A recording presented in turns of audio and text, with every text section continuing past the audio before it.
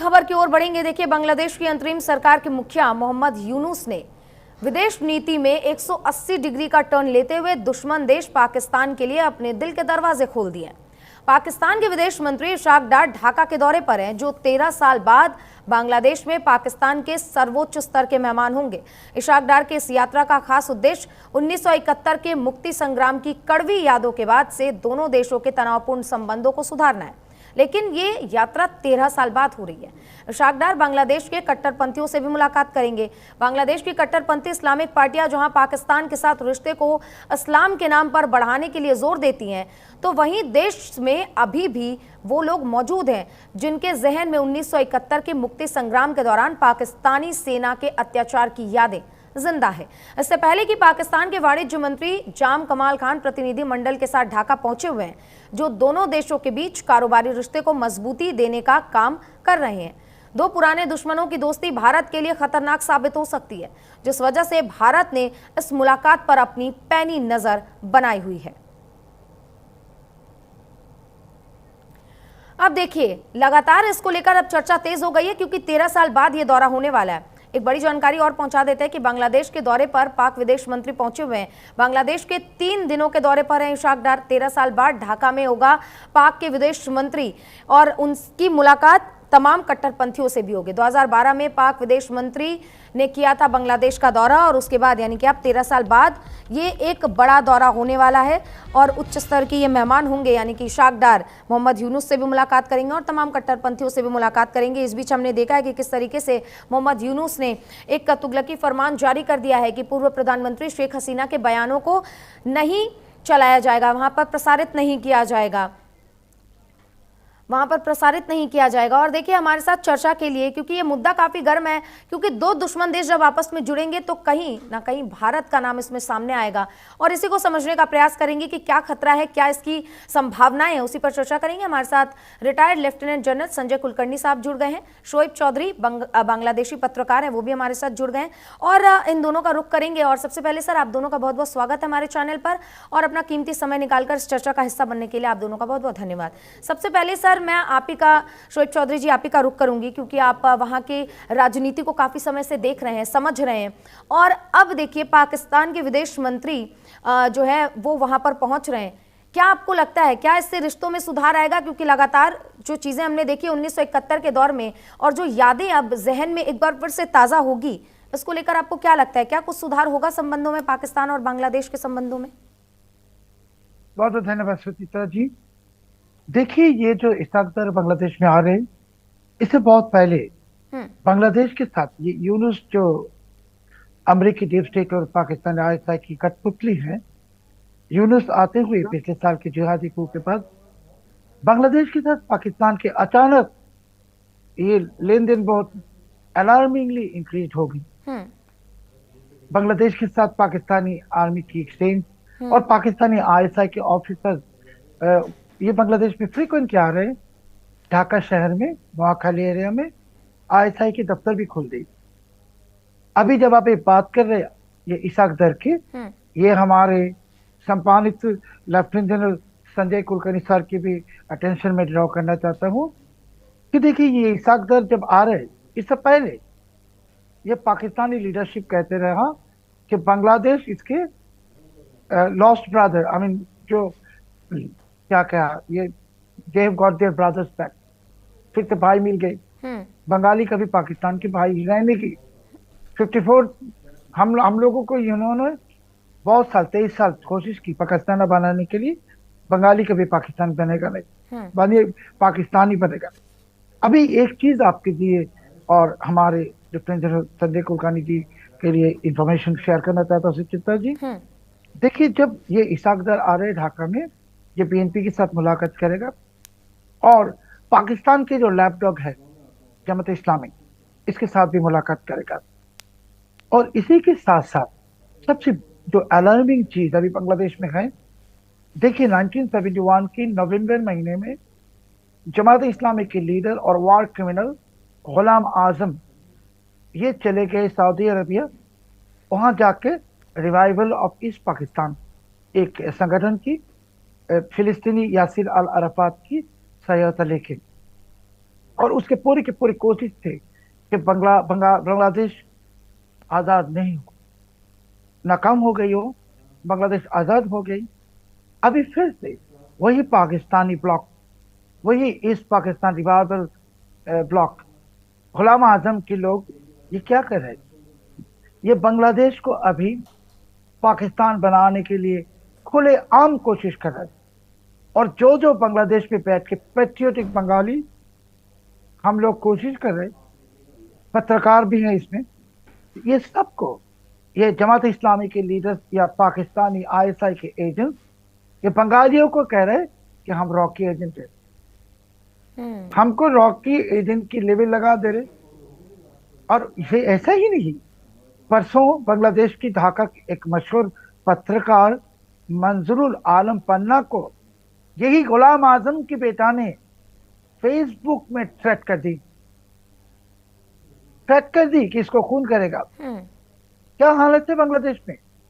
बांग्लादेश में अभी ये लोग सब चौधरी साहब, मिलके ये जो तुगलकी फरमान भी जारी किया गया है, जहां पूर्व प्रधानमंत्री की बयान आप नहीं चला सकते, आप उनको लेकर कोई खबर नहीं चला सकते हैं, इसको लेकर भी अब देखिए, आप तो पत्रकार हैं, लोकतंत्र का चौथा स्तंभ भी होता है मीडिया, लेकिन मीडिया की स्वतंत्रता का तो हनन हो रहा है वहां पर। बांग्लादेश में तो अभी पूरी जो मीडिया है सुचित्रा जी, इसके ऊपर बहुत ही एक भयंकर रिप्रेशन चल रहा है। कोई भी मीडिया न्यूज पब्लिश नहीं करता है, सिवाय हमारे न्यूज़पेपर पुलिस के। हम सुनते नहीं सरकार के बात, इसके लिए डरते नहीं यूनुस को, इसके लिए। मगर देखिए, ये जो आपने बात की कि शेख हसीना जी की कोई बयान पब्लिश नहीं कर सकेगा, ऐसे ऐलान जारी की यूनुस ने, और उसमें कह दी कि जो शेख हसीना कन्विक्ट, शेख हसीना कब कन्विक्टेड हुआ? इंजेक्टेड है, कन्विक्टेड तो नहीं है। और आप जानते हैं सुचित्रा जी, हमारे आदरणीय लेफ्टिनेंट जनरल कुलकर्णी साहब भी जानते हैं कि जब उसामा बिन लादेन अमेरिका के टॉप मोस्ट टेररिस्ट थे, मोस्ट वांटेड, उस वक्त भी अल जजीरा ने उसामा बिन लादेन की इंटरव्यू चलाया, वही इंटरव्यू वेस्टर्न मीडिया ने भी चलाया। अभी क्या हो गया? यूनुस के दिल में डर पैदा हो गया, वो चारों तरफ अवामी लीग के भूत देख रहे हैं। वो बंगबंधु की जो मकान है ढाका में, इसको तोड़ दिया पिछले साल। उस मकान में एक रिक्शा वाला गए फूल देने के लिए, उस बेचारे को अरेस्ट करके उसके खिलाफ मर्डर केस लगा दिया। ठीक है, कौन सा मर्डर केस? पुराना मर्डर केस। इन सारी बातों के साथ चौधरी साहब, इन सारी बातों के साथ हमारे साथ retired major general Sanjay Kulkarni साहब भी जुड़े हुए, उनकी भी तरफ चलेंगे, उनसे भी एक राय लेंगे। सर देखिए, दो दुश्मन अब करीब आ रहे हैं, कहीं ना कहीं खतरे की घंटी बजती हुई नजर आ रही है। हमने देखा है कि किस तरीके से पिछले साल बांग्लादेश में आंदोलन छिड़ा और उसके बाद शेख हसीना वहां से निकलने को मजबूर हो गई और आजकल वो भारत में ही है। अब शेख हसीना का पिछले महीने बयान भी आता है कि वो बांग्लादेश लौटना चाहती हैं, लेकिन जिस तरीके से तमाम चीजें हो रही है और अब इशाक डार पहुंचे हुए हैं, आपको क्या लगता है सर, आगे बांग्लादेश किस राह पर जा रहा है? हमने देखा पिछले 10 सालों में किस तरीके से बांग्लादेश प्रगति की राह पर आगे बढ़ा, लेकिन अब पाकिस्तान के साथ मिलना, हाथ मिलाना और एक बार ये दौरा आगे की क्या संभावनाएं व्यक्त करता है? सुचित्रा जी, बहुत बहुत धन्यवाद। शोएब चौधरी जो एक बहुत पत्रकार हैं बांग्लादेश के, उन्हें हमारा नमस्कार। ये देखेगा कि बांग्लादेश में आज की तारीख में भी तकरीबन 30 से 35% बंगाली, जिनको अपनी सभ्यता पे बहुत प्रेम है और बहुत वो अपने आप को बहुत प्राउड फील करते हैं अपनी सभ्यता को लेकर, आज भी वो लोग जीवित हैं, जिनमें शामिल है शोएब चौधरी। उनमें कई एक आज की तारीख में बांग्लादेश के अंदर मोहम्मद यूनुस, जो एक अमेरिका के एक पिट्ठू समझ सकते हैं, क्योंकि उन्होंने उन्हें नोबेल पुरस्कार दिया, जो आज केयर टेकर हैं, जिनके द्वारा अब जिस प्रकार से पाकिस्तान से बार बार बात उठ रही है, और खासकर उनके chief of the army staff जो आसिफ मुनीर हैं, उनके द्वारा कि हम ईस्ट से भी भारत के ऊपर कुछ ना कुछ करने की काबिलियत रखते हैं, यानी कि बांग्लादेश के यहाँ से। वहां पर बांग्लादेश में उन्होंने अपने आईएसआई के चीफ भेजे हैं, कई बार उनके आपस में बातचीत हो रही है। इतने ही नहीं, ये जो उनके अभी फॉरेन मिनिस्टर धार साहब जा रहे हैं, जो उनके डिप्टी प्राइम मिनिस्टर भी हैं, अप्रैल में आने थे, लेकिन ऑपरेशन सिंदूर के कारण उन्होंने अपने आप को पोस्टपोन करके अब गए हैं।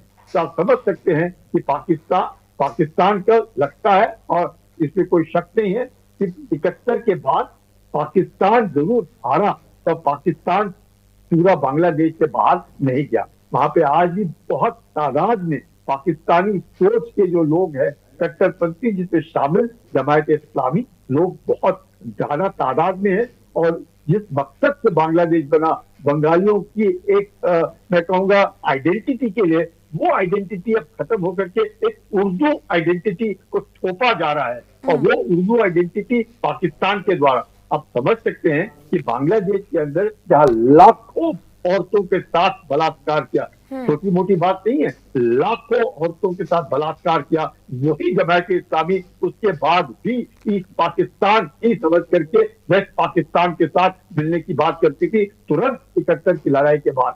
वही लोग हैं जिन्होंने बंगा बंधु मुजीबुर रहमान की हत्या की, वही लोग हैं जो धीरे धीरे करके उन्होंने इस तरह का एक षड्यंत्र रचा। और वही लोग हैं जो भारत के अंदर इस तरह की मानसिकता के लोग को ढकेलने की कोशिश करते हैं। आज की तारीख में बांग्लादेश से तकरीबन मैं कहूंगा 2 से 3 करोड़ लोग ढकेले जा सकते हैं, खास इसी मकसद से कि भारत के अंदर अस्थिरता पैदा की जाए। तो ये पाकिस्तान का बहुत बड़ा षड्यंत्र है जिसपे पाकिस्तान को आज की तारीख में, क्योंकि वो डार्लिंग बना हुआ है देशों का, तो जरूर उसको सपोर्ट भी है।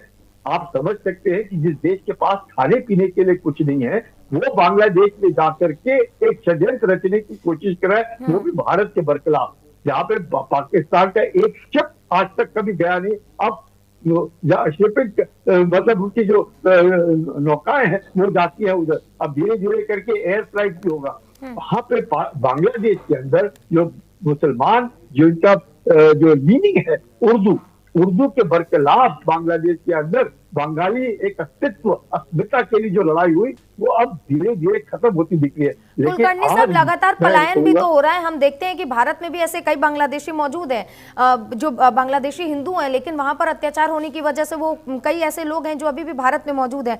कुलकर्णी साहब, क्या ये कह सकते हैं कि जो जख्म कुरेदने का काम अभी मोहम्मद यूनुस इस वक्त बांग्लादेशियों के साथ कर रहे हैं, कहीं ना कहीं शेख हसीना को लेकर जो उनकी लोकप्रियता है और जो लोग कहीं ना कहीं एक भरोसा करने लगे थे उन पर, इसी के वजह से ये तुगलकी फरमान भी लाया गया कि अब उनके बयानों को प्रसारित नहीं किया जाएगा, उनसे जुड़ी कोई खबर भी नहीं चलाई जाएगी वहां पर?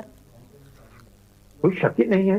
देखिएगा, शेख हसीना और बंगा बंधु जो है बहुत पॉपुलर हैं बांग्लादेश के अंदर। 30 से 35% लोग आज भी अपनी जान दे देंगे उनके लिए। अगर वैसे हालात में बांग्लादेश है, आप उनकी आवाज रोक नहीं सकते, दबा सकते थोड़े दिन के लिए, रोक नहीं सकते हैं। और वो जो अस्मिता है बंगालियों की, जो अस्मिता है अपनी भाषा के लिए, वो ही जोड़ता है उनको, और उनमें कोई लेना देना नहीं। एक बहुत पुरानी सभ्यता है, एक पुरानी भाषा है। एक मुस्लिम लीग बात करते हैं, जो पार्टी जिना साहब ने खड़ी की, वो कहाँ खड़ी हुई? 1906 में किधर खड़ी हुई? बांग्लादेश के अंदर। उस वक्त बंगाल बोलते थे और बाद में ईस्ट बंगाल हो गया, तो उसमें खड़ी हुई ये पार्टी। तो बंगाली जो अस्मिता मुसलमानों के लिए प्यार, प्रेम, ये सब कुछ जो शुरुआत हुई बांग्लादेश से हुई। और बांग्लादेश के कारण अगर आज उधर वही फिर से जो मकसद ही बांग्लादेश का बनना था। कुलकर्णी साहब, इस बात का जवाब मुझे चौधरी साहब से भी चाहिए होगा। चौधरी साहब, जिस तरीके से जख्म कुरेदने का काम इस वक्त मोहम्मद यूनुस कर रहे हैं,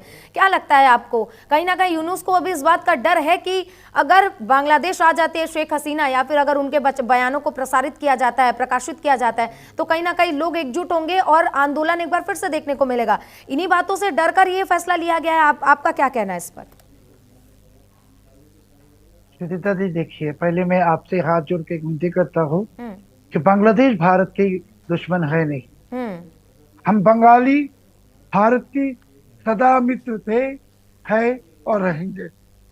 हमारे देश पिछले साल ये जमाती और पाकिस्तानी दलालों ने और पाकिस्तान के नादार बच्चों ने हमारे देश को हाईजैक किया है। अभी आप देखिए, हमारे पॉपुलेशन में, अब जमात कहिए या इस्लामी कहिए, ये सबको मिला के इसका वोट बैंक है 7%, 7% ओनली। 93% हम लोग बंगाली है, और हम बंगाली को फिर से गुलाम बनाने की कोशिश कर रही है पाकिस्तान। और ये पाकिस्तानी जो आया है इसाक दर, उसको मैं आपके जरिए कहना चाहता हूँ, आपके चैनल के जरिए, कि तुम लोगों को तो हम लोगों ने 71 साल में लात मार के निकाला था, फिर से लात मार के निकालेंगे। तुम कितने जबान को दबाओगे? हसीना की जुबान को दबाना चाहते हो, बंगाली की जुबान को दबाना चाहते हो। तुम भूल गए तुम्हारा क्या नतीजा हुआ 71 में। फिर से तुम लोगों को ये बांग्लादेश से लात मार के निकालेंगे। Bangladesh will never become Pakistan. Bengalis, ये देश बंगाली का है। बांग्लादेश भारत की मित्र राष्ट्र है, सदा मित्र थे, है, रहेगा। हम अगर जरूरत पड़ेगा भारत की रिक्वेस्ट करेंगे बंगाली मदद करने के लिए। फिर से 71 की तरह ये जो नाजायज कोशिश है इसाक दर की, पाकिस्तान की, आईएसआई की, असीम मुनीर की, सब के सब बर्बाद हो जाएगा। और मैं ये भी कहना चाहता हूं कि ये जो कठपुतली यूनुस, इसके सरकार अभी ये लाइफ सपोर्ट में है, ये लाइफ सपोर्ट में है, इसके दिन खत्म हो गया। यूनुस तो चारों तरफ बर्बाद ही कर दी, बांग्लादेश को लूट रहा है, बांग्लादेश की इकोनॉमी को बर्बाद कर दी। 40 लाख लोग बेरोजगार हो गए। ठीक है चौधरी साहब, इसको जरा समझते हैं। कुलकर्णी साहब, आपसे मेरा सवाल होगा कि देखिए भारत हमेशा से मदद करता आया है अपने पड़ोसी राज्यों की, लेकिन अपने पड़ोसी देशों की, लेकिन पाकिस्तान आतंकिस्तान है, लगातार अशांति फैलाने का काम करता है। और अब देखिए अब ये कवायद एक बार बांग्लादेश में फिर से शुरू की जा चुकी है। आपको क्या लगता है, दो दुश्मन जब मिलेंगे तो भारत को इससे कोई खतरा हो सकता है, या फिर जिस तरीके से चौधरी साहब ये बात कह रहे हैं कि बांग्लादेश हमेशा से भारत का मित्र रहा है और आगे भी रहेगा, आपको क्या लगता है क्या आगे इसको लेकर संभावनाएं आगे बढ़ सकती हैं? देखिएगा सुचित्रा जी, जब दो दुश्मन, मतलब बांग्लादेश दुश्मन नहीं है, बांग्लादेश की आवाम, जो बंगाली आवाम है वो दुश्मन नहीं है, लेकिन बांग्लादेश के अंदर ऐसे तत्व हैं जो भारत के दुश्मन आज नहीं 1943 से लेकर के आज तक है। तो वो तत्व तो है जमायती वाले, उसमें तो कोई शक नहीं है। तो उनसे ही मिलकर के पाकिस्तान, जो भारत का हमेशा दुश्मन रहा है, वो दोनों मिलकर के जरूर कोशिश करेंगे कि भारत में अस्थिरता पैदा की जाए। क्योंकि खुद के ही उनके असीम मुनि क्या करें, भारत तो मर्सिडीज है, हम तो बम्पर ट्रक है। अगर उनके आप समझ सकते हैं, जो देश मानता है कि भारत मर्सिडीज है, उस मर्सिडीज को कैसे तोड़ा जाए, कैसे उसका बर्बाद किया जाए, जो उनकी सोच है। तो आतंकी है पाकिस्तान के अंदर, ऐसा देश जो एक पूरी पैदा नहीं करता। बांग्लादेश के अंदर इतनी तरक्की हुई कि उसका पर कैपिटा इनकम ना वहां से कहाँ ले गई, भारत से भी अच्छा हो गया उसका पर कैपिटा इनकम। और वहां पे जिस प्रकार से औरतें और मर्द दोनों को एक प्रकार से टोटल आजादी है, उस आजादी में जिस प्रकार से एम्पावरमेंट विमेन का है, और जिस प्रकार से वहां की बंगाली औरतें लाखों की तादाद में अपने टेलरिंग का काम करके, इतनी सारी दुकानें हैं और इतना सारा, मतलब पूरे विश्व में अगर टेक्सटाइल का नाम था तो वो बांग्लादेश का था, वियतनाम का था, और वो जो पूरा है का पूरा जो है वो बर्बाद कर दिया।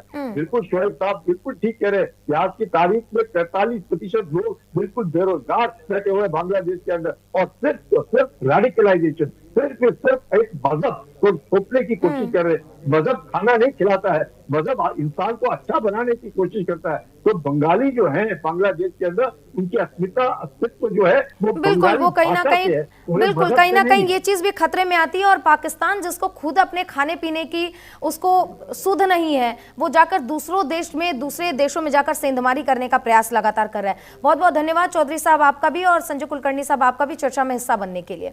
तो देखिए लगातार इस पर हमारी नजर रहेगी, और भारत की भी इस यात्रा पर नजर रहेगी, क्योंकि पाकिस्तान लगातार नापाक हरकतें करता है। और एक बार फिर से बांग्लादेश जाकर क्या वो हरकत करेगा, किस तरीके से बातों को मरोड़ने की कोशिश करेगा, क्या आगे हो सकता है, इसकी क्या संभावना है, इस पर आज हमने चर्चा की। फिलहाल के लिए चर्चा में बस इतना ही। नमस्कार।